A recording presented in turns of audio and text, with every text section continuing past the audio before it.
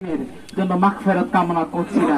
আমি তাকে সৈয়দ আব্দুল হালিম শাহ এবং তার নানাজান সৈয়দ আব্দুর রউফ শাহ রহমতুল্লাহ আলাইহির কদম পাকের মধ্যে দিয়ে দিলাম।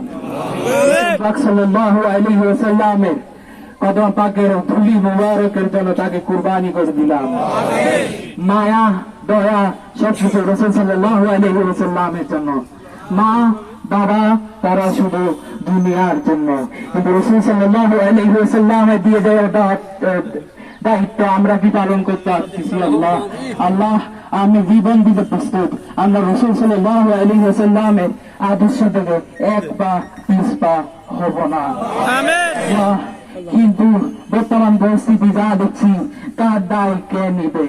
আপনি ইয়েমেন এবং মদিনা হতে আমাদের পূর্বপুরুষদের এখানে প্রেরণ করেছিলেন, তারা এখানে সুন্নিয়ত প্রতিষ্ঠা করেছিল। কিন্তু আমি আমার বাবার সন্তান হিসেবে নয়, সুন্নিয়তের সন্তান হিসেবে বলছি, আমরা দিনের জন্য জীবন দিতে প্রস্তুত। এই সুন্নি সন্তানরা কোন সময় ঐক্যবদ্ধ হয় না। আমি আমার বাবার মৃতদেহের সামনে বলছি, এর দায় এর পরবর্তী কোন ধরনের হামলা বা কোন সুন্নি প্রতিষ্ঠান হলে এর দায় এখানে উপস্থিত সকল জনতা নিবে। আমি এর দায় ছাড়াতে চাই, কেন আমি সারা জীবন রাসূল সাল্লাল্লাহু আলাইহি ওয়াসাল্লামের কদমের জন্য কেঁদে গেছি। আমার বাবার মৃত্যুর জন্য আমি 10 সেকেন্ড কান্না করি নাই, কারণ তিনি রাসূল সাল্লাল্লাহু আলাইহি ওয়াসাল্লামের জন্য কুরবান।